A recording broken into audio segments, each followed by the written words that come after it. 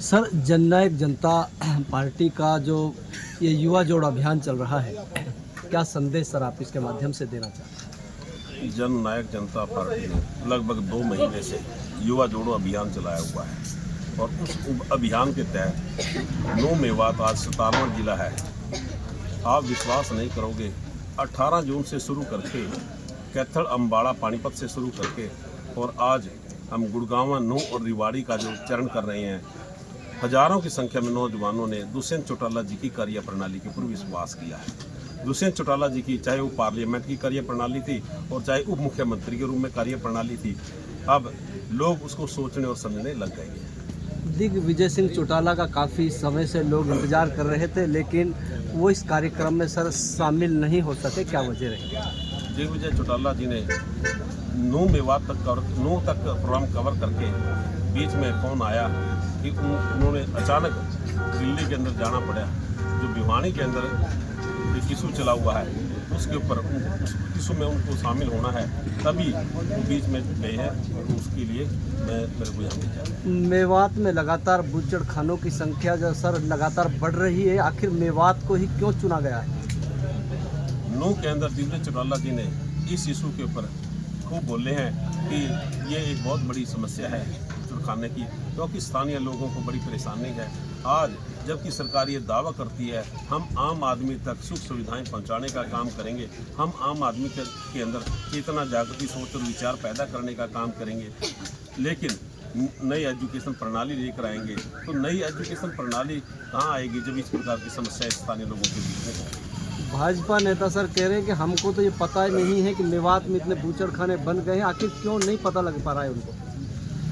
देखिए, जन नायक जनता पार्टी की एक ही सोच रही है। आज तो कोई चुनाव नहीं है, फिर भी जन नायक जनता पार्टी के हर कार्यकर्ता, चाहे आपका जान मोहम्मद प्रत्याशी हो, चाहे आपके जिला प्रधान हो, लगातार हम जनता से जुड़े हुए हैं। दिग्विजय चौटाला, दुष्यंत चौटाला जी, अजय चौटाला जी, लगातार हम जनता से जुड़े हुए हैं। जब हम जनता से जुड़े हुए हैं तो जनता की छोटी छोटी जो भी समस्याएं हैं वो हमारे सामने आती हैं, हम उनको उठाने का काम करते हैं। और बीजेपी या बाकी की जो पार्टियाँ हैं वो सिर्फ चुनाव में आने का काम करते हैं, चुनाव से पहले उनका कोई लेना देना नहीं होता। इसलिए हमारी तो यही कोशिश है कि जो भी हमारे सामने इशू आते हैं हम उनको उठाने का काम करते हैं। सर, दुष्यंत चौटाला उप मुख्यमंत्री रहे हैं, उस समय काफ़ी यहाँ धरना प्रदर्शन चला, लेकिन दिल्ली मेगा एक्सप्रेस वे पर कट की बात को वो बोल के गए थे कि भाई हम तब आएंगे जब आपको कट दिलवा देंगे, लेकिन वो कट सर मिल नहीं पाया, क्या वजह रही? देखिए, लगभग जहाँ तक मैं जानता हूँ, मैं समझता हूँ, जब डॉक्टर अजय चौटाला जी जेल में गए 2013 में, तब से इस नौजवान ने पार्टी की कमान, युवाओं की कमान संभालने का काम किया था। और 2014 के अंदर जब इनको पार्लियामेंट में मौका मिला तो इनकी हमेशा पॉजिटिव और सकारात्मक सोच रही है दुष्यंत चौटाला जी की। उप मुख्यमंत्री के रूप में भी 4.5 साल बीजेपी के साथ निभाने का काम किया है, निभाया ही नहीं है, 75% प्राइवेट सेक्टर में काम किया है, महिलाओं को रिजर्वेशन पंचायत में इन्होंने दिलवाने का काम किया। तो कट की भी अगर कोई बात होगी तो दुष्यंत चौटाला जी ने हमेशा कोशिश करी है, और ये हो सकता है कि कहीं कोई टेक्निकल प्रॉब्लम हो, वो एक अलग बात है। ये युवा जोड़ अभियान में सर किस तरीके का युवाओं का जो है आप लोगों को समर्थन मिल रहा है? देखिए सर, डॉक्टर अजय चौटाला जी ने इनसो का गठन किया था। वो इनसो का मंच और माइक युवाओं को इसलिए दिया था क्योंकि विदेश का जो नौजवान है वो एक दिशा में है, वो एक डायरेक्शन में है, उनको रोजी रोटी रोजगार की चिंता नहीं है। और अजय चौटाला जी ने महसूस किया कि हरियाणा प्रदेश का ही नहीं, हिंदुस्तान का नौजवान दिशाहीन है। शिक्षा प्राप्त करने के बाद, हाथ में डिग्री लेने के बाद उसको ये नहीं पता कि मैंने कौन सी दिशा में जाना है। उसी सोच को लेकर डॉक्टर अजय चौटाला जी ने सामाजिक संगठन इंडियन नेशनल स्टूडेंट्स बनाने का कार्य किया था। तो उस इनसो ने युवाओं के अंदर एक चेतना और एक सोच पैदा करी।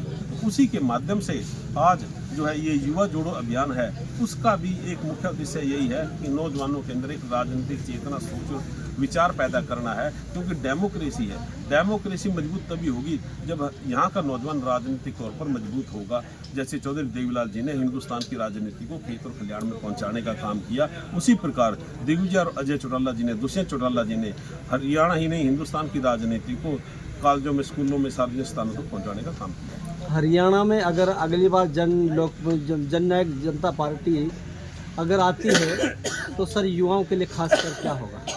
देखिए, अगर आप हरियाणा प्रदेश की बात करते हो तो सबसे पहले हरियाणा प्रदेश के बच्चों को एक तो रोजगार चाहिए, और रोजगार के लिए 75% प्राइवेट सेक्टर में उन्होंने रिजर्वेशन दिलवाई है। ठीक है, ये मामला कोर्ट में चलेगा। पहला रोजगार का इशू है। दूसरा इशू है हायर एजुकेशन का, क्योंकि पिछले सालों से यहाँ तो पता नहीं, हम पूरे हरियाणा में हम देख रहे हैं यहाँ का नौजवान जब यहाँ रोजगार नहीं मिलता तो वो नौजवान विदेशों की तरफ दौड़ रहा है, विदेशों की तरफ भाग रहा है।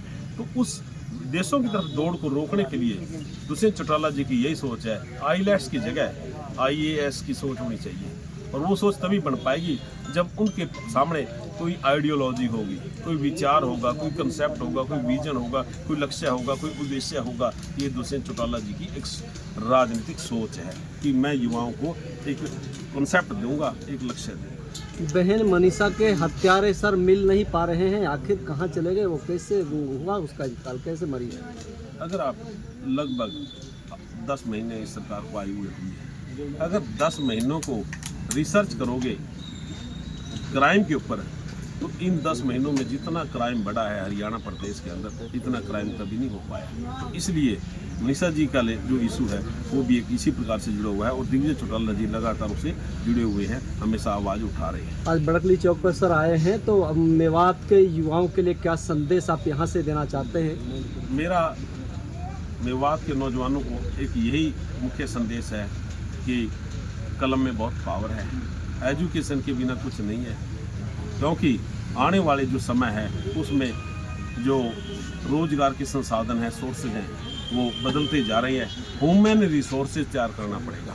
ह्यूमन रिसोर्सेज का मतलब ये है कि शिक्षा के बल पर आपने जज, pilot, engineer, doctor, master, IAS, IPS, HCS की एक सोच पैदा करनी पड़ेगी, ताकि हम शिक्षा के बल पर शिक्षक बन करके एक अच्छी डायरेक्शन में चल सके। एक आखिरी सवाल है सर कि मेवात में स्कूल तो है लेकिन अध्यापक नहीं है, ये तो कैसे पढ़ पाएंगे बच्चे, कैसे बढ़ पाएंगे? ये सरकार की फेल पॉलिसी है। नई शिक्षा नीति भी लेकर आ रही है। जब नई शिक्षा नीति लाने का क्या फायदा जब शिक्षक ही नहीं है? और आपने ये भी देख लिया, कांग्रेस की सरकार में गेस्ट टीचर लगाए गए थे, उनका भविष्य सुरक्षित नहीं रहा। और अब जो शिक्षक हैं वो 12-15 हज़ार पर सरकार लगाने की कोशिश कर रही है। तो इसलिए जब सरकार इस प्रकार की शिक्षा के लिए तो बहुत मजबूत पॉलिसी चाहिए। एक शिक्षक लोगों का भविष्य जो है सुरक्षित होना चाहिए, तभी वो शिक्षक अच्छी शिक्षा दे पाएगा। तो मेरी तो यही प्रार्थना है कि शिक्षा प्रणाली में अगर सुधार लाना है तो सबसे पहले जो शिक्षक है उनका भविष्य सुरक्षित, उनका रोजगार सुरक्षित करना। Thank you.